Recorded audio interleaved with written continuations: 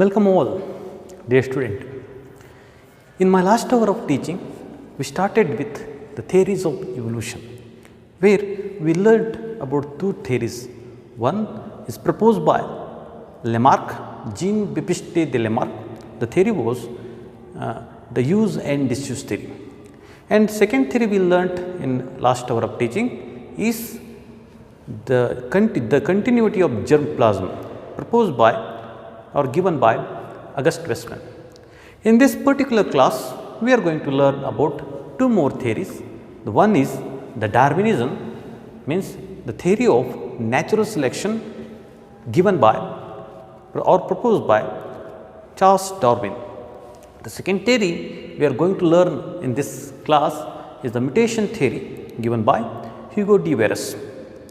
Charles Darwin, born in 1809 in England. He was a naturalist, English naturalist. So he got an opportunity to move Galapagos Island with the Galapagos Island, or got an opportunities for the world exploration. Went with the sea voyage on the HMS Bigales ship. It was the biggest ship in those days during 1831 to 1836. Wherever he moves, as he is a great naturalist, he carefully noted the fauna, flora and the geography of the particular places. So, wherever he moved to the lands, he carefully noted the fauna, available fauna in the lands, the flora, and he noted carefully the geography of that area. So, later on he sailed to the Galapagos Islands. The Galapagos Islands are situated 600 miles away from the south coast of South America. He found that these Galapagos Islands were the living laboratory of evolution. He found different variety of animals and the plants. Those are very native to the Galapagos Islands, where they are not present elsewhere in the earth. So, he found one variety of bird called as pinch bird. The pinch bird is the same bird, but it is different than his native places, where the different kinds of the pinch fish with the different beaks are he observed. So, when he moved from island to the island in the Galapagos Island group, he found same pinch species or same pinch bird with different beaks. Later on in the evening, he went to a walk around the shore. He found certain fossils. He collected the fossils and he found that the fossils of the pinch, the same bird pinch, having the beak the same that of his native place. So, he collected all and he noted carefully. Later on, the two letters or manuscript given by, or he influenced with the two noted that manuscripts. One manuscript given by R. Malthus in 1709 is the essay on the population. He said that the populations tremendously grow than the availability of the food. He said the food supply occur in arithmetic ratio, but the growth of population occur in the geometric ratio. So that the struggle of existence among the all species in the population is due to the continuous reproduction pressure and limited resources. So, it is an essay given by R. Malthus. He influenced with this essay. Later on, one more essay or the manuscript given by the Alfred Russel Wallace. Alfred Russel Wallace is a Russian botanist. He gave geologist. He gave one theory, the Platonic movement theory, where he wrote essay or the manuscript named on the tendency of the variation to depart identity from the original type. This essay or the manuscript influences the Charles Darwin to write a book. Whatever the fossils he collected and also the essays together grouped and wrote one beautiful book called as On the Origin of Species by Means of Natural Selection in the year 1859, and he died in his 70 when he became 73 years old. He died in the year 1882. He buried in the grave of great Isaac Newton. So, he is a great person. Then what is the theory he gave? It is very important for the lifespan. So, he said, so by the collection of all the theories or the essays given by two different people and his collections of the fossil record and whatever he noted of different fauna and flora, he got an idea of the evolution. See, he found no rabbit in Galapagos Island. He said that rabbit were evolved different than the Galapagos Island, and also whatever the pinch varieties, he said that in the pinch variety they struggle for existence, and there is a adaptation occur to the pinch variety for different kind of food. Due to adaptation of the food habitat, the beak of this pinch species are become different. The one or the pinch species which are not adapted to the change in the environmental condition or the food habitat, it become died. Whatever the fossil record he found on the shore of the Galapagos Island is indicated the pinch species which not adapted to the change in the food habitat or change in the climatical condition. So, he proposed the theory of the natural selection. The salient features of the theory of natural selections include, the first one is the populations are increased in geometric fashion. He said that the rabbit give, when it become the reproductive age, it gave six pupils in single latency or single birth. 6 pupils in a single birth. He gave the birth of 6 pupils in single delivery. So, these 6 pupils become reproductively growth in next 6 months. Again, the 6 children or the rabbit give birth to the 6 pupils at the time, so that the mother rabbit also start laying or start giving the birth to the young ones. This way, the population of the rabbit tremendously increase in geometric fashion, but there is a scarcity of food or the limitation of the food and the space for this increase of the rabbit population.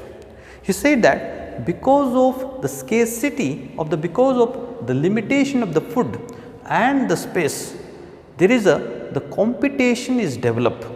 So, the population of rabbit or the population of other animals and the plants start struggling for their existence. This struggle occur in 3 different aspects. One is the intraspecific struggle. This is quite a dangerous form of a struggle. because this struggle or the competition occur between the species of between the individual of a same species for the food and the space or the brooding habitat, the space for brood. So, this kind of a struggle or the competition is a quite dangerous one. So, intraspecific competition is nothing but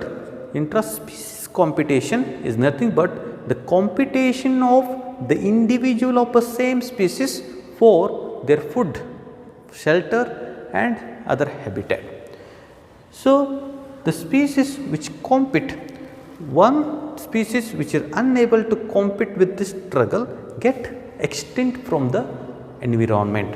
He said this. Second, interspecific competition. The two different species are competing for the same kind of a food, same kind of a ecological niche, the same kind of a habitat is called interspecific competition. So, that the species also compete between themselves and between the others for their food, shelter. Struggle, the third kind of a struggle is the struggle for other or struggle with the environment.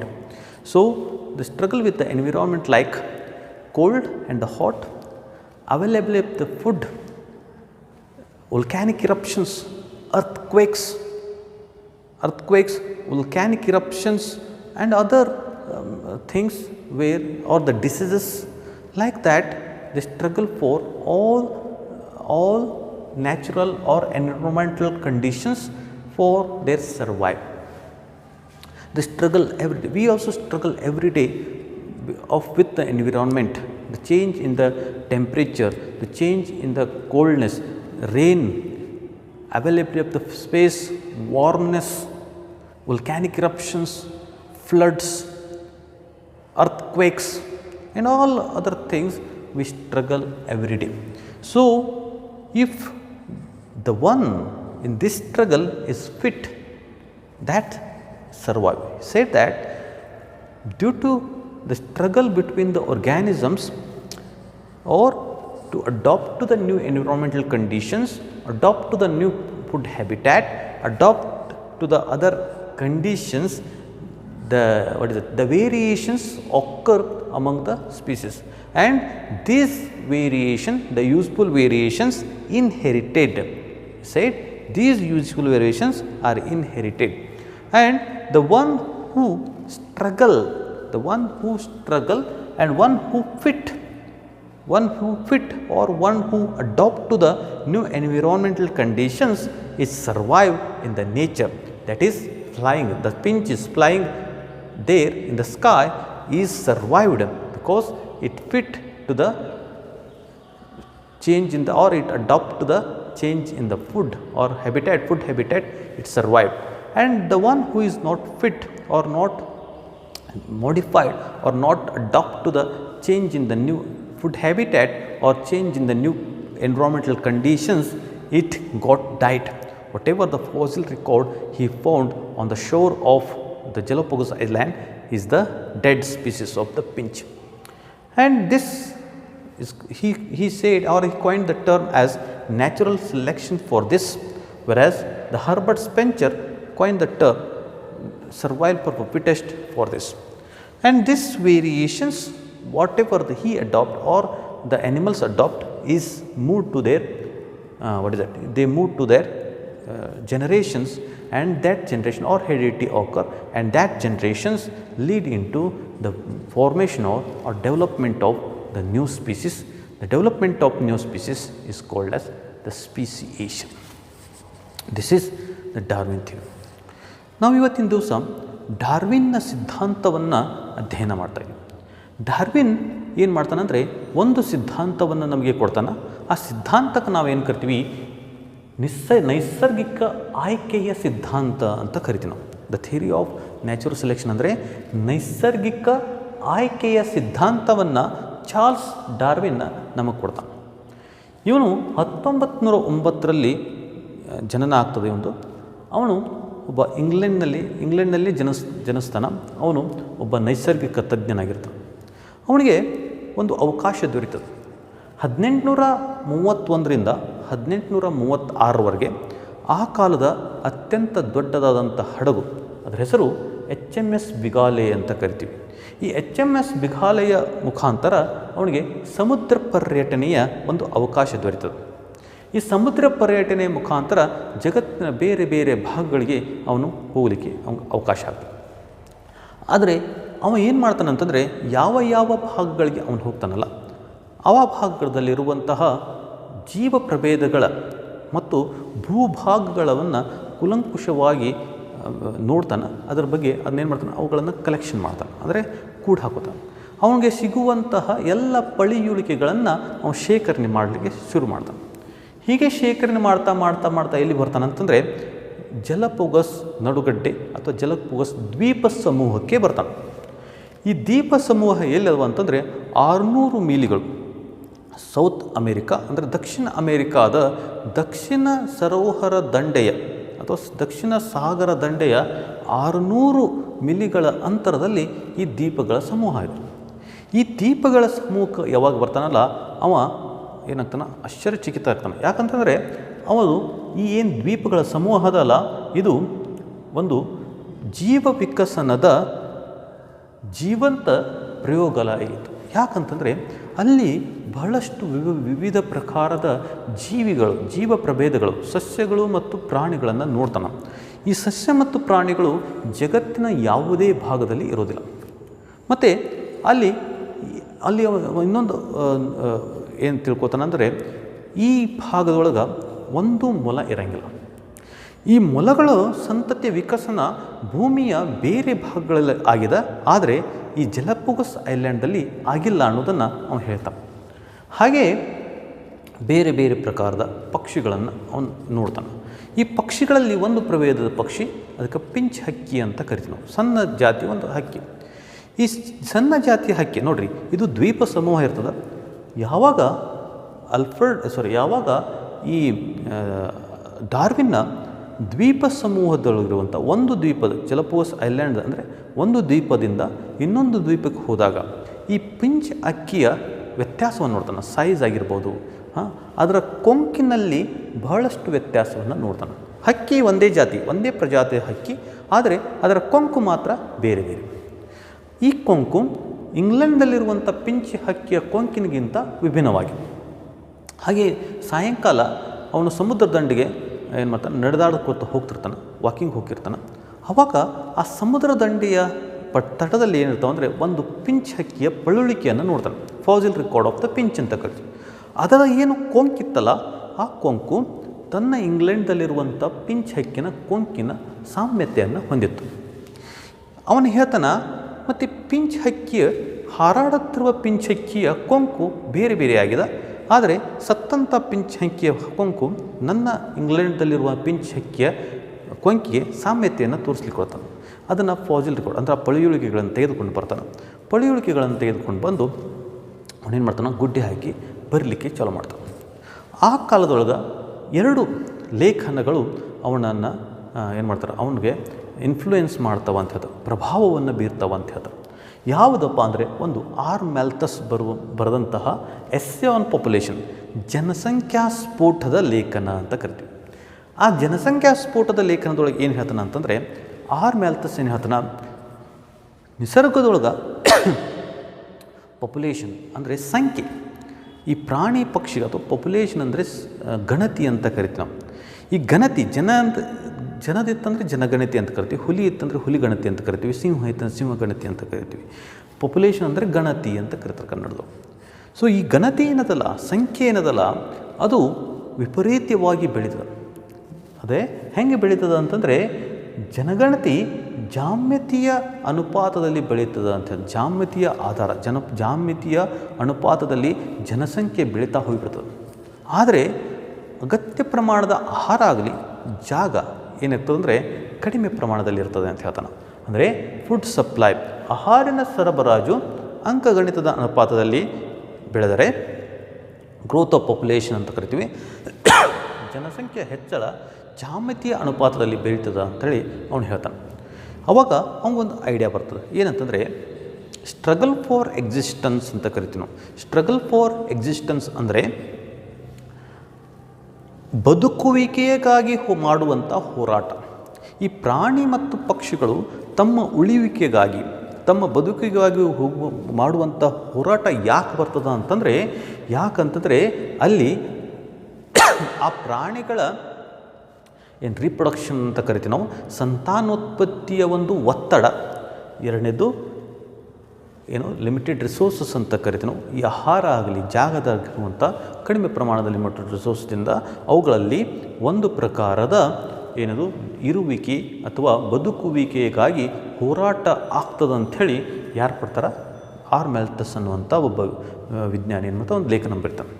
ತದನಂತರದಲ್ಲಿ Alfred Russell Wallace ಇವನು ಪ್ಲಾಕ್ಟಾನಿಕ್ ಥಿಯರಿಯನ್ನು ಕೊಡ್ತಾನೆ. ಪ್ಲಾಕ್ಟಾನಿಕ್ theory ಅಂದರೆ ಭೂಭಾಗಗಳ ಸರಿಯುವಿಕೆಯ ಒಂದು ಸಿದ್ಧಾಂತವನ್ನು Alfred Russell Wallace ಕೊಡ್ತಾನೆ. ಇವನೇನು ಮಾಡ್ತಾನೆ ಅಂದರೆ ಒಂದು ಮ್ಯಾನುಸ್ಕ್ರಿಪ್ಟ್ ಅಂತ ಕರಿತೀವಿ, ಒಂದು ಲೇಖನವನ್ನು ಬರೆದಿರ್ತಾನೆ. ಆ ಲೇಖನದ ಟೈಟಲ್ ಏನಿರ್ತದಪ್ಪ ಅಂತಂದರೆ on the tendency of varieties to depart identity from the original type ಅಂತ. ಅಂದರೆ ಮೂಲದಿಂದ ಅನಿರ್ದಿಷ್ಟವಾಗಿ ನಿರ್ಗಮಿಸುವ ವ್ಯತ್ಯಾಸಗಳ ಪ್ರವೃತ್ತಿಯ ಮೇಲೆ. ನೋಡಿರಿ ಏನಿದು, ಇದು ಕನ್ನಡದಾಗ ಹೆಂಗೆ ಅಂತಾರಂದರೆ ಮೂಲದಿಂದ ಅನಿರ್ದಿಷ್ಟವಾಗಿ ನಿರ್ಗಮಿಸುವ ವ್ಯತ್ಯಾಸಗಳ ಪ್ರವೃತ್ತಿಯ ಮೇಲೆ ಅನ್ನುವಂಥ ಒಂದು ಲೇಖನವನ್ನು ಅವನು ಬರೆದಿರ್ತಾನೆ. ಅಂದರೆ ಈ ಭೂಭಾಗಗಳು ಯಾವ ರೀತಿ ಸರಿತಾವ, ಭೂಭಾಗಗಳ ಸರಿಯುವಿಕೆಯಿಂದ ಪ್ರಾಣಿಗಳು ಯಾವ ರೀತಿ ವಿಕಸನ ಆಗ್ತವೆ, ಯಾವ ಭಾಗದೊಳಗೆ. ನೋಡಿರಿ ಅಷ್ಟರಲ್ಲಿ ಕಾಂಗ್ರುಗಳವ, ಅವು ಬೇರೆ ಜಗತ್ತಿನ ಯಾವುದೇ ಬೇರೆ ಭಾಗದಲ್ಲಿ ಸಿಗೋದಿಲ್ಲ. ಹಾಗೆ ಯಾರು ಡಾರ್ವಿನ್ ಏನು ನೋಡ್ತಾನಂದರೆ ಈ ಜಲಪಗೋಸ್ ದ್ವೀಪ ಸಮೂಹದಲ್ಲಿ ಒಂದು ಮೊಲವನ್ನು ನೋಡಂಗಿಲ್ಲ. ಅಂದರೆ ಅವನು ಹೇಳ್ತಾನೆ ಮೊಲ ಜಗತ್ತಿನ ಬೇರೆ ಭಾಗದಲ್ಲಿ ವಿಕಸನ ಆಗ್ಯದ ಅಂತ ಹೇಳ್ತಾನೆ. ಸೊ ಈ ಎರಡು ಲೇಖನಗಳು ಡಾರ್ವಿನ್ನ ಮೇಲೆ ಪ್ರಭಾವವನ್ನು ಬೀರ್ತಾವೆ. ಈ ಲೇಖನಗಳು ಮತ್ತು ತಾನು ಸಂಗ್ರಹಿಸಿದ ಪಳೆಯುಳಿಕೆಗಳು ಮತ್ತು ತನ್ನ ಅಬ್ಸರ್ವೇಷನ್ ಅದರ ಆಧಾರದ ಮೇಲೆ ಡಾರ್ವಿನ್ ಏನು ಮಾಡ್ತಾನೆ, ಒಂದು ಬುಕ್ಕನ್ನು ಬರಿತಾನೆ, ಪುಸ್ತಕವನ್ನು ಬರಿತಾನೆ. ಆ ಪುಸ್ತಕದ ಹೆಸರು ಏನಪ್ಪ ಅಂದರೆ on the origin of species by means of natural selection ಅಂತ. ಅಂದ್ರೇನು, ನಿಸರ್ಗದ ಆಯ್ಕೆಯ ಆಧಾರದ ಮೇಲೆ ಜೀವಿಗಳ ವಿಕಸನ ಅಥವಾ ಪ್ರಜಾತಿಗಳ ವಿಕಸನ ಅನ್ನುವಂಥ ಒಂದು ಬುಕ್ಕವನ್ನು ಬರಿತಾನೆ. ಈ ಬುಕ್ಕು ಬಹಳಷ್ಟು ಸೈಂಟಿಫಿಕ್ ವರ್ಡ್ನಲ್ಲಿ ವಿಜ್ಞಾನಿಗಳ ಸಮೂಹದಲ್ಲಿ ಒಂದು ಸಂಚಲನವನ್ನು ನಿರ್ಮಾಣ ಮಾಡ್ತದೆ. ಇದನ್ನು ಎಲ್ಲರೂ ಒಪ್ಪಿಕೊಂಡು ಈ ಡಾರ್ವಿನ್ ಅನ್ನುವಂಥ ವಿಜ್ಞಾನಿ 1882 ಸಾಯ್ತಾನೆ. ಸತ್ತ ನಂತರ 73ನೇ ವರ್ಷದ ಸಾಯ್ತಾನ.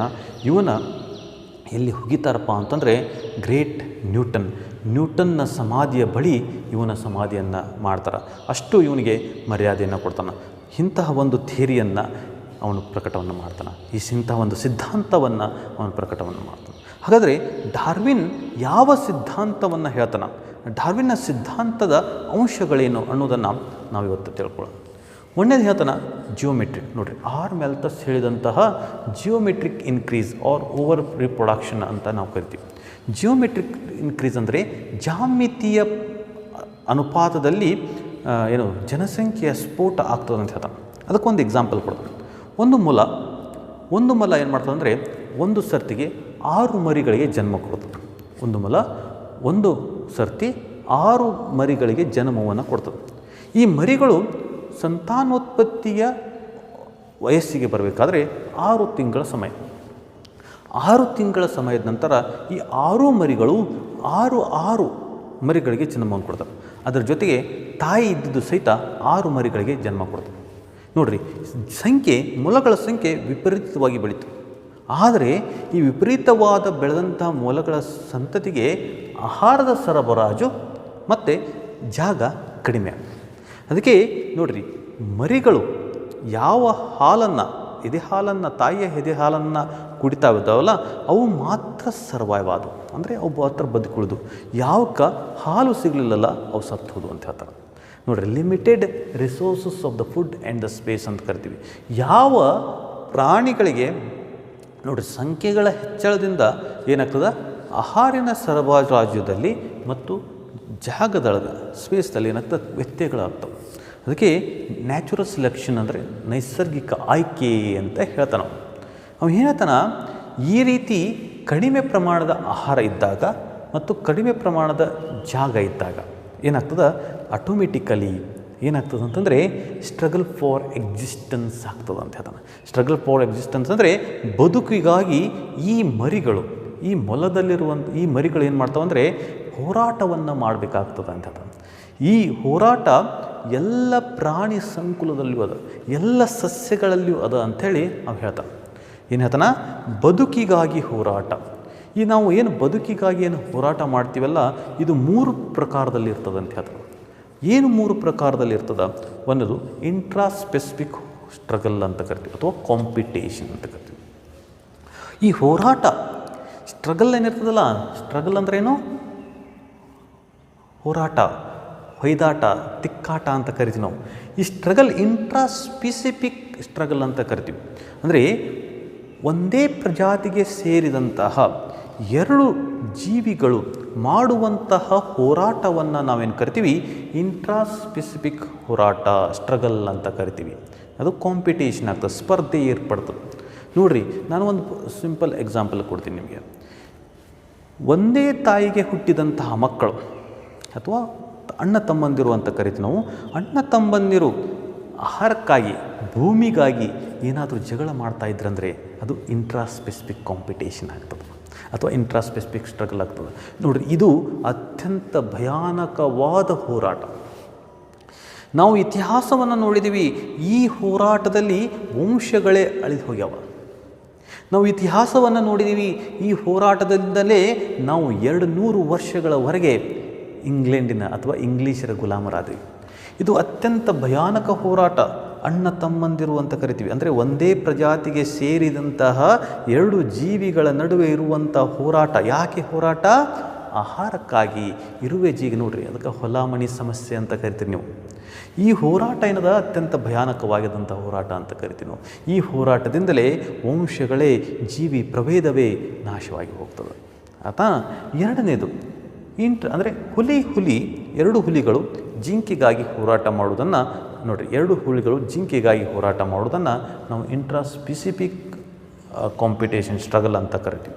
ಹಾಗೆ ಇಂಟ್ರಾ ಸ್ಪೆಸಿಫಿಕ್ ಕಾಂಪಿಟೇಷನ್ ಅಂತಂದ್ರೇನು? ಹುಲಿ ಸಿಂಹ 2 ಬೇರೆ ಬೇರೆ ಪ್ರಕಾರದ ಅಥವಾ 2 ಬೇರೆ ಬೇರೆ ಪ್ರಜಾತಿಯ ಜೀವಿಗಳು ಒಂದೇ ಆಹಾರಕ್ಕಾಗಿ ಹೋರಾಟ ಮಾಡೋದನ್ನು ನಾವೇನು ಕರಿತೀವಿ ಅಂತಂದರೆ ಇಂಟ್ರಾ ಸ್ಪೆಸಿಫಿಕ್ ಸ್ಟ್ರಗಲ್ ಅಂತ ಕರಿತೀವಿ. ಅಂದರೆ ಹುಲಿ ಮತ್ತು ಸಿಂಹ ಜಿಂಕೆಗಾಗಿ ಹೋರಾಟ ಮಾಡ್ತದೆ. ಆಹಾರ, ಹುಲಿಗೂ ಸಹಿತ ಜಿಂಕೆ ಆಹಾರವಾಗಿದೆ, ಸಿಂಹಕ್ಕೂ ಸಹಿತ ಜಿಂಕೆ ಆಹಾರವಾಗಿದೆ. ಸೊ 2 ಜಿಂಕೆ ಮತ್ತು ಹುಲಿ ಮತ್ತು ಸಿಂಹಗಳು ಜಿಂಕೆಗಾಗಿ ಹೋರಾಟವನ್ನು ಮಾಡೋದು, ಅದಕ್ಕೆ ಆಹಾರಕ್ಕಾಗಿ ಹೋರಾಟ ಮಾಡೋದನ್ನು ನಾವೇನು ಕರಿತೀವಿ? ಇಂಟ್ರಾ ಸ್ಪೆಸಿಫಿಕ್ ಸ್ಟ್ರಗಲ್ ಅಂತ ಕರಿತೀವಿ. ಸೊ ನಾವು ಕಾಪಿರಿ ಏಕೆಂದ್ರೆ ಇಂಟ್ರಾ ಸ್ಪೆಸಿಫಿಕ್ ಕಾಂಪಿಟೇಷನ್ ಅಂತ ಕರಿತೀವಿ, ಇಂಟ್ರಾ ಸ್ಪೆಸಿಫಿಕ್ ಕಾಂಪಿಟೇಷನ್. ನೋಡಿರಿ, ಒಂದೇ ತರಗತಿಯಲ್ಲಿರುವಂತಹ ಮಕ್ಕಳು ನಾನು ಫಸ್ಟ್ ಬರಬೇಕು ಅಂತೇಳಿ ಏನು ಹೋರಾಟವನ್ನು ಮಾಡ್ತಾರಲ್ಲ, ಏನು ಆ ಹೋರಾಟವನ್ನು ನಾವು ಕರಿತೀವಿ ಇಂಟ್ರಾ ಸ್ಪೆಸಿಫಿಕ್ ಕಾಂಪಿಟೇಷನ್ ಅಂತ ಕರಿತೀವಿ. ಹೌದಾ? ಇಂಟ್ರಾ ಸ್ಪೆಸಿಫಿಕ್ ಅಂದರೆ 2 ಬೇರೆ ಬೇರೆ ತರಗತಿಯ ವಿದ್ಯಾರ್ಥಿಗಳು ಕಾಂಪಿಟೇಷನ್, ಅಥವಾ 2 ಕಾಲೇಜಿನ ವಿದ್ಯಾರ್ಥಿಗಳು, ಅಥವಾ 2 ಡಿಸ್ಟಿಕ್ ಅಂತ ಕರಿತೀವಿ ನಾವು. ಹೀಗೆ ಹೋರಾಟ ಮಾಡ್ತಿರ್ತಾವಲ್ಲ, ಆ ಸ್ಪರ್ಧೆ, ಕಾಂಪಿಟೇಷನ್ ಅಂದರೆ ಸ್ಪರ್ಧೆಯನ್ನು ಮಾಡ್ತಿರ್ತಾವಲ್ಲ, ಅದಕ್ಕೆ ಇಂಟ್ರಾ ಸ್ಪೆಸಿಫಿಕ್ ಕಾಂಪಿಟೇಷನ್ ಅಂತ ಕರಿತೀವಿ. 3ನೇ ಪ್ರಕಾರದ ಹೋರಾಟ ಎದ್ರ ಜೊತೆಗೆ ಇರ್ತದೆ? ನಿಸರ್ಗದ ಜೊತೆಗೆ ಇರ್ತದೆ. ನಿಸರ್ಗದೊಳಗೆ ಬಹಳಷ್ಟು ವೈಪರೀತ್ಯಗಳಾಗ್ತವೆ. ನಾವು ಹಾಗೆ ಜೀವಿಸ್ಲಿಕ್ಕಾಗಂಗಿಲ್ಲ, ನಾವು ನಿಸರ್ಗಕ್ಕೆ ಅನುಗುಣವಾಗಿ ಜೀವಿಸಬೇಕಾಗ್ತದೆ. ಈ ನಿಸರ್ಗದೊಳಗೆ ಅಥವಾ ವಾತಾವರಣದೊಳಗೆ ಏನಾಗ್ತದೆ? ಬಹಳಷ್ಟು ಪ್ರಕಾರದ ಏರುಪೇರುಗಳಾಗ್ತವೆ. ಒಮ್ಮೆ ಬಿಸಿಲಿನ ಹವೆ ಬರ್ತದೆ, ಒಮ್ಮೆ ತಂಪಾದ ಚಳಿ ಬರ್ತದೆ. ಹೌದಾ? ಜ್ವಾಲಾಮುಖಿಗಳು ಸಿಡ್ತಾವ, ಸಮುದ್ರ ಉಕ್ಕಿ ಇರ್ತದೆ, ಸುನಾಮಿ ಅಂತ ಕರಿತೀವಿ. ಅರ್ಥಕ್ವೇಕ್ ಏನಾಗ್ತದೆ? ಭೂಕಂಪಗಳಾಗ್ತವೆ. ಫ್ಲಡ್ ಅಂತ ಕರಿತೀವಿ, ಅದು ಬರ್ತದೆ. ಹೀಗೆ ಆಹಾರದ ಕೊರತೆ ಉಂಟಾಗ್ತದೆ. ಮಣ್ಣಿನ ತೇವಾಂಶದೊಳಗೆ ಏನಾಗ್ತದೆ? ವ್ಯತ್ಯಾಸ ಆಗ್ತದೆ. ಹೀಗೆ ನಿಸರ್ಗದಲ್ಲಾಗುವಂಥ ಬದಲಾವಣೆಗಳು ಮತ್ತು ನಮ್ಮ ಸ್ಟ್ರಗಲ್ ಎದ್ರ ಜೊತೆ ಇರ್ತದಪ್ಪ ಅಂದರೆ, ನಮ್ಮ ಹೋರಾಟ ಎದ್ರ ಜೊತೆ ಇರ್ತದಂದರೆ ಸೂಕ್ಷ್ಮಾತಿ ಸೂಕ್ಷ್ಮ ಜೀವಿಗಳ ಜೊತೆ. ಬಹಳಷ್ಟು ಜೀವಿಗಳು ನಮ್ಮ ರೋಗವನ್ನು ತರ್ತಾವೆ. ಸೊ ಹೀಗೆ ನಿಸರ್ಗದೊಂದಿಗೆ ನಾವು ದಿನನಿತ್ಯದಲ್ಲಿ ಏನು ಮಾಡ್ತಾಯಿರ್ತೀವಿ, ಹೋರಾಟ ಮಾಡ್ತಿರ್ತೀವಿ.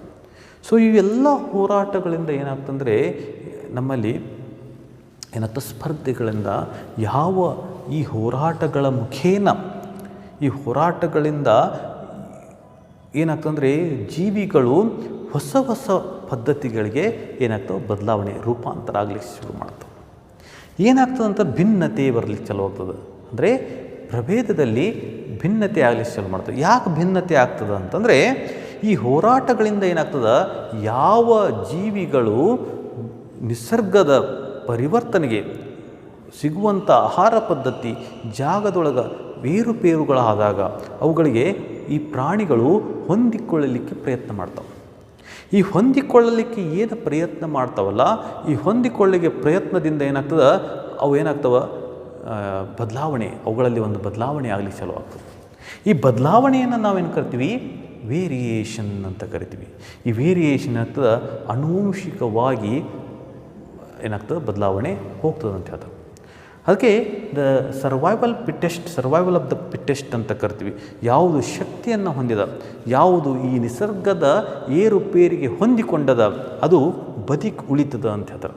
ಅದಕ್ಕೆ ಡಾರ್ವಿನ್ ಏನಂತಂದರೆ ನ್ಯಾಚುರಲ್ ಸೆಲೆಕ್ಷನ್ ಅಂತಾನೆ, ಅಂದರೆ ನಿಸರ್ಗದ ಆಯ್ಕೆ ಅಂತ ಕರಿತಾನೆ. ಹರ್ಬರ್ಟ್ ಸ್ಪೆನ್ಸರ್ ಏನು ಕರಿತಾನೆ, ಅದಕ್ಕೆ ಸರ್ವೈವ್ ಫಾರ್ ದ ಪಿಟ್ಟೆಸ್ಟ್ ಅಂತ ಕರಿತಾನೆ. ಇದಕ್ಕೆ ಡಾರ್ವಿನ್ ಎಕ್ಸಾಂಪಲ್ ಅಂದರೆ ಒಂದು ಉದಾಹರಣೆಯೊಂದಿಗೆ ವಿವರಿಸ್ತಾನೆ. ಲೆಮಾರ್ಕ್ ಹೇಳಿದಂಥ ಜಿರಾಫೆ, ಡೆಸರ್ಟ್ ಯಾವುದು, ಆಫ್ರಿಕಾದ ಮರುಭೂಮಿಯಲ್ಲಿರುವಂತಹ ಜಿಂಕೆ ಜಾತಿಗೆ ಸೇರಿದ ಒಂದು ಪ್ರಾಣಿ. ಈ ಸ್ಟ್ರಗಲ್ ನಿಸರ್ಗಕ್ಕೆ ಏನು ಮಾಡ್ತು, ನಿಸರ್ಗದಲ್ಲಿ ತಾನು ಬದುಕಿ ಉಳಿಸೋ ಸಂಬಂಧ ಏನು ಮಾಡ್ತು, ಒಂದು ಹೋರಾಟವನ್ನು ನಡೆಸ್ತು. ಅದು ಹೆಂಗೆ ಹೋರಾಟ ನಡೆಸ್ತು ಅಂತಂದರೆ ತನ್ನ ಮುಂಗಾಲುಗಳನ್ನು, ತನ್ನ ಕುತ್ತಿಗೆಯನ್ನು ಗಿಡದ ಮೇಲೆ ಇರುವಂಥ ಎಲೆಗಳನ್ನು ತಿನ್ನಲಿಕ್ಕೆ ಪ್ರಯತ್ನ ಮಾಡಲಿಕ್ಕೆ. ಈ ಪ್ರಯತ್ನ ಏನಾಯ್ತು ಅಂತಂದರೆ ಅದರೊಳಗೆ ಒಂದು ಬದಲಾವಣೆಯನ್ನು ತೆಗೆದುಕೊಂಡು, ಈ ಹೊಂದಿಕೊಳ್ಳುವಂಥ ಮನೋಭಾವನೆ ಏನಾಯಿತು, ಅದರೊಳಗೆ ಬದಲಾವಣೆಯನ್ನು ತೆಗೆದುಕೊಂಡು ಬಂದು ಅದು ಜಿಂಕೆ ಜಾತಿಗೆ ಸೇರಿದಂಥ ಪ್ರಾಣಿ ಕಾಲಾನಂತರದಲ್ಲಿ ಜಿರಾಫೆಯಾಗಿ ಬದಲಾವಣೆ ಆಯಿತು ಅಂಥೇಳಿ ಯಾರು ಹೇಳ್ತಾರೆ, ಡಾರ್ವಿನ್ ಹೇಳ್ತಾರೆ. ಹೀಗೆ ಬದಲಾವಣೆಗಳಾದಂತಹ ಜೀವಿಗಳಲ್ಲಿ ಬದಲಾವಣೆ ನೋಡಿರಿ. ಅದೇ ಹೇಳ್ತಾನೆ ನಾವು, ಡಾರ್ವಿನ್ ಹೇಳ್ತಾನ ಪಿಂಚ್ ಎನ್ನುವ ಹಕ್ಕಿ ಯಾವಾಗ ರಸಲ್ ವ್ಯಾಲೇಸ್ ಹೇಳ್ತಾನೆ ಬಿಡಿ ಭಾಗಗಳ ಏನಾಗ್ತವೆ, ಚಲನೆ ಆಗ್ತದೆ, ಇವತ್ತಿಗೂ ಆಗ್ಲಿಕ್ಕದ ಹೇಳ್ತಾರೆ. ಭೂಭಾಗಗಳ ಚಲನೆ ಆದಾಗ ದ್ವೀಪಗಳು ಒಂದೇ ಕೂಡಿದ್ದಂತಹ ಭೂಮಿ ಬೇರೆ ಬೇರೆ ಆಗ್ತಾ ಹೋಯಿತು. ಆವಾಗ ಆ ಬಿಡಿಭಾಗದಲ್ಲಿರುವಂತಹ ಜೀವಿ ಪ್ರಭೇದದೊಳಗೆ ಏನಾಯಿತು, ಒಂದು ಬದಲಾವಣೆ ಆಯಿತು ಅಂತ ಹೇಳ್ತಾರೆ. ಹಾಗೆ ಪಿಂಚ್ ಹಕ್ಕಿ, ಈ ಪಿಂಚ್ ಹಕ್ಕಿಯ ಕೊಕ್ಕು ಯಾಕೆ ಬದಲಾವಣೆ ಆಯಿತು ಅಂತ ಹೇಳ್ತಾನೆ ನಾವು ಅಂತಂದರೆ, ಈ ಪಿಂಚ್ ಹಕ್ಕಿ ಆ ದ್ವೀಪದಲ್ಲಿರುವಂತಹ ಯಾವ ಆಹಾರಗಳು ಸಿಗ್ತಾವಲ್ಲ ಆ ಆಹಾರಕ್ಕೆ ಅದು ಹೊಂದಿಕೊಳ್ಳಲಿಕ್ಕೆ ಪ್ರಯತ್ನ ಮಾಡಿ ಸರ್ವೈವಲ್ ಅಂತ ಕರಿತೀವಿ ನಾವು, ಸರ್ವೈವಲ್ ಅಂತ ಕರಿತೀವಿ. ಆ ಪಿಂಚ್ ಹಕ್ಕಿ ಏನು ಮಾಡ್ತು ಅಂತಂದರೆ, ಮೀನುಗಳು ಸಿಕ್ತಂದರೆ ಮೀನುಗಳನ್ನು ತಿನ್ನಲಿಕ್ಕೆ ನೋಡ್ರಿ, ಹಣ್ಣುಗಳನ್ನು ತಿನ್ನುವಂತಹ ಪಿಂಚು ಹಕ್ಕಿ ಮೀನುಗಳನ್ನು ತಿನ್ನಲಿಕ್ಕೆ ಚಾಲೂ ಮಾಡಿತು. ಅದೇ ಪ್ರಕಾರ ಅದರ ಕೊಂಕು ಬದಲಾವಣೆ ಆಯಿತು. ಯಾಕೆ, ಆ ದ್ವೀಪ ಸಮೂಹದಲ್ಲಿ ಮೀನು ಮಾತ್ರ ಸಿಗ್ತದೆ. ಈ ಹಣ್ಣುಗಳನ್ನು ತಿನ್ನುವಂಥ ಪಿಂಚ್ ಹಕ್ಕಿ ಕೀಟಗಳನ್ನು ತಿನ್ನಲಿಕ್ಕೆ ಶುರು ಮಾಡಿತು. ಆವಾಗ ಅದರ ಪ್ರಕಾರ ಅದರ ಏನಾಯಿತು, ಕೊಕ್ಕು ಚೇಂಜ್ ಆಯಿತು. ಈ ಹಣ್ಣುಗಳನ್ನು ತಿನ್ನುವಂಥ ಪಿಂಚ್ ಹಕ್ಕಿ ಸಸ್ಯಗಳನ್ನು ತಿನ್ನಲಿಕ್ಕೆ ಶುರು ಮಾಡಿತು, ಅದರ ಪ್ರಕಾರದ ಕೊಂಕಾಯಿತು. ಯಾವ ಪಿಂಚ್ ಹಕ್ಕಿ ಈ ಬದಲಾವಣೆಗೆ ಏನಾಯಿತು ಹೊಂದಿಕೊಳ್ತಲ್ಲ ಅದು ಜೀವಂತವಾಗಿ ಮೇಲೆ ಹಾರ್ಲಿಕ್ಕತ್ತದ ಅಂತ ತೋರಿಸ್ತಾನೆ. ಯಾವ ಹಕ್ಕಿ ಈ ಪಿಂಚ್ ಹಕ್ಕಿ ಈ ಬದಲಾವಣೆಗೆ ಹೊಂದಿಕೊಳ್ಳಲಿಲ್ಲ ಅದು ಸತ್ತು ಏನು ಪಳಿಯುಳಿಕೆಯಾಗಿ ಬಿದ್ದದ ಅಂಥೇಳಿ ಡಾರ್ವಿನ್ ಹೇಳ್ತಾರೆ. ಅಂದರೆ ಪರಿವರ್ತನೆ ಜಗದ ನಿಯಮ. ಈ ಪರಿವರ್ತನೆಗೆ ನಾವು ಬದಲಾಗ್ತಾ ಹೋಗಬೇಕು. ನಿಸರ್ಗ ಹೇಗೆ ಬದಲಾಗ್ತದೆ, ಜನ ಹೇಗೆ ಬದಲಾಗ್ತದೆ, ಆಹಾರ ಪದ್ಧತಿ ಹೇಗೆ ಬದಲಾಗ್ತದೆ ಅನ್ನೋದು ಬದಲಾಗ್ತದೆ. ಇದಕ್ಕೊಂದು ಒಬ್ಬ ವಿಜ್ಞಾನಿ ಒಂದು ಎಕ್ಸ್ಪೆರಿಮೆಂಟ್ ಮಾಡ್ತಾನೆ, ಒಂದು ಪ್ರಯೋಗ ಮಾಡ್ತಾನೆ. ಏನು ಮಾಡ್ತಾನೆ ಅಂತಂದರೆ, ಬಲೆ ಪಿಂಜರ ಅಂತ ಕರಿತೀವಿ. ಈ ಪಿಂಜರೊಳಗೆ ಒಂದು ಮೊಲವನ್ನು ಸಾಕ್ತಾನೆ ಅಥವಾ ಒಂದು ಇಲಿಯನ್ನು ಸಾಕ್ತಾನೆ. ಇಲಿಗೆ 2 ದಿವಸ ಊಟ ಹಾಕಂಗಿಲ್ಲ.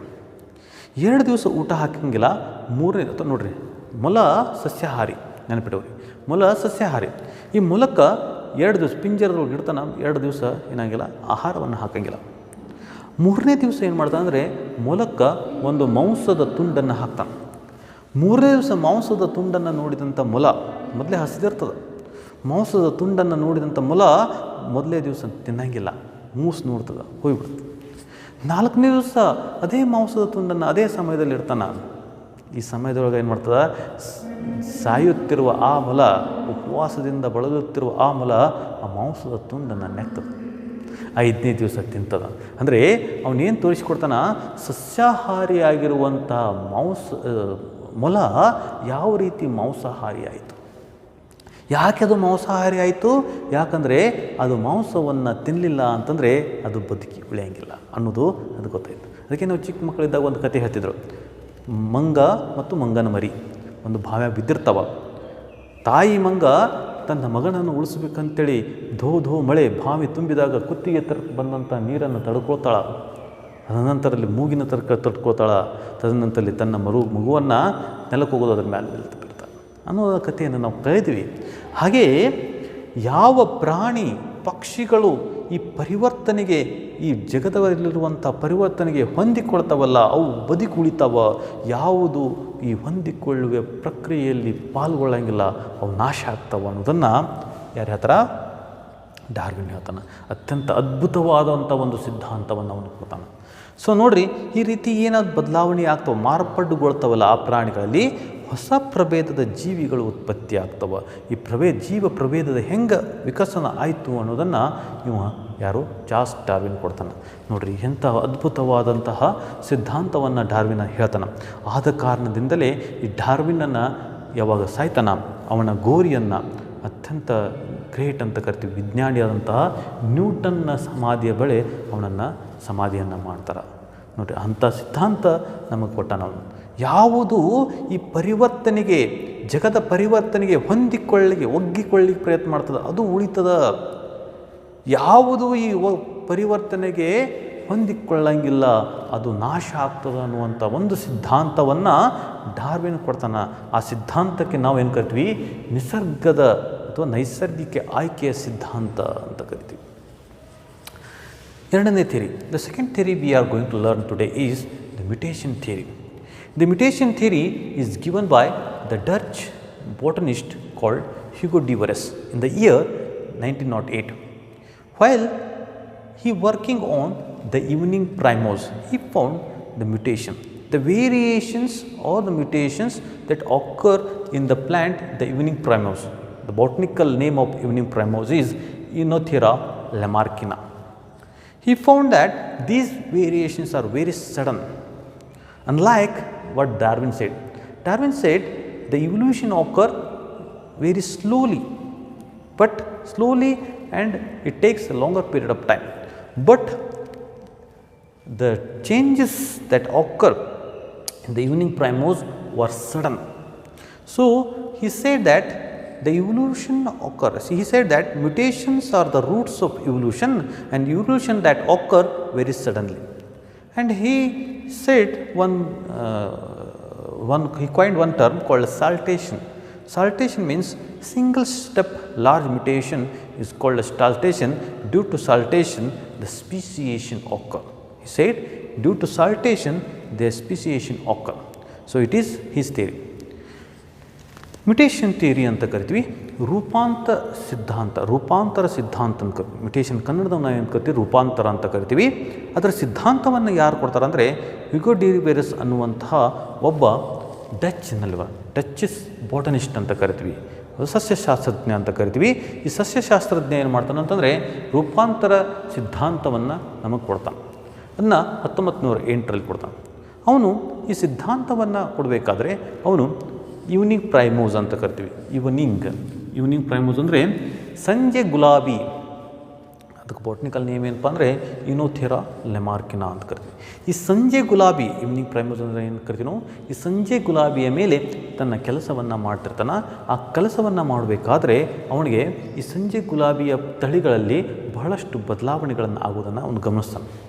ಈ ರೂಪಾಂತರ ಆಗುವುದನ್ನು ಏನು ಗಮನಿಸ್ತಾನಲ್ಲ, ಅದಕ್ಕೆ ಅವನು ಕರಿತಾನಂದರೆ ಮ್ಯುಟೇಷನ್ಸ್ ಅಂತ ಕರಿತಾನೆ.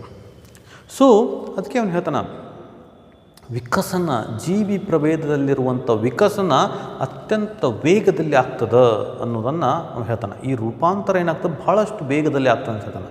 ಅನ್ಲೈಕ್ ಡಾರ್ವಿನ್ ಹೇಳ್ತಾನೆ ಈ ವಿಕಸನ ಜೀವಿಗಳಲ್ಲಿ ಸಾವಕಾಶವಾಗಿ ಮತ್ತು ನಿಧಾನಗತಿಯಲ್ಲಿ ಮತ್ತು ಕಂಟಿನ್ಯೂಯಸ್ಲಿ ನಿರಂತರವಾಗಿ ಆಗ್ತದೆ ಅಂತೇಳಿ ಡಾರ್ವಿನ್ ಹೇಳ್ತಾನೆ. ಆದರೆ ಹ್ಯೂಗೋ ಡ್ಯುವೆರಸ್ ಅಂತನ ಈ ರೂಪಾಂತರ, ಈ ವಿಕಸನ ಏನಾಗ್ತದೆ ಭಾಳಷ್ಟು ತ್ವರಿತಗತಿಯಲ್ಲಿ, ಸಡನ್ಲಿ ಅಂದ್ರೆ ತ್ವರಿತಗತಿಯಲ್ಲಿ ಆಗ್ತದೆ. ಈ ತ್ವರಿತಗತಿಯಲ್ಲಿ ಆಗೋದ್ರಿಂದನೇ ಅವುಗಳಲ್ಲಿ ಭಿನ್ನತೆ ಬರ್ತದೆ. ಅಂದರೆ ಅವು ಬೇರೆ ಬೇರೆ ಪ್ರಕಾರದ ಏನದು ಪ್ರಜಾತಿಗಳು ಉತ್ಪತ್ತಿ ಆಗ್ತವೆ ಅಂಥೇಳಿ ಯಾರ ಹತ್ರ ಹ್ಯೂಗೋ ಡ್ಯುವೆರಸ್ ಹೇಳ್ತಾನೆ. ಹಾಗೆ ಒಂದು ಉಲ್ಲೇಖವನ್ನು ಮಾಡ್ತಾನೆ, ಅದಕ್ಕೆ ಸಾಲ್ಟೇಷನ್ ಅಂತ ಕರಿತೀವಿ, ಸಿಂಗಲ್ ಸ್ಟೆಪ್ ಲಾರ್ಜ್ ಮ್ಯುಟೇಷನ್ ಅಂತ ಕರಿತೀವಿ.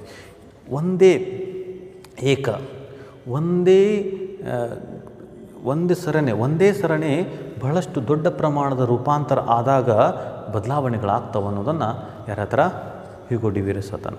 ಸೊ ಈ ರೀತಿ ನಾವು 4 ಸಿದ್ಧಾಂತಗಳನ್ನು ನಾವು ಕಲ್ತೀವಿ. ಈ ಜೀವ ವಿಕಸನದಲ್ಲಿ ಆಗುವಂಥ 4 ಸಿದ್ಧಾಂತಗಳ ಬಗ್ಗೆ ನಾವು ಅಧ್ಯಯನ ಮಾಡ್ತೀವಿ. ಇನ್ನು ಮುಂದಿನ ತರಗತಿಯಲ್ಲಿ ನಾವು ಈ ವಿಕಸನ ಆಗ್ಯದ, ಈಗ ಯಾವ ರೀತಿ ನಮ್ಮ ಜೀವ ವಿಕಸನ ಆಗ್ಯದ ಅಂಥೇಳಿ ಅದಕ್ಕೆ ನಾವೇನು ಕೊಡ್ತಾ ಇದ್ದೀವಿ ಅಂತಂದರೆ ಎವಿಡೆನ್ಸಸ್ಸನ್ನು ಕೊಡ್ತೀವಿ.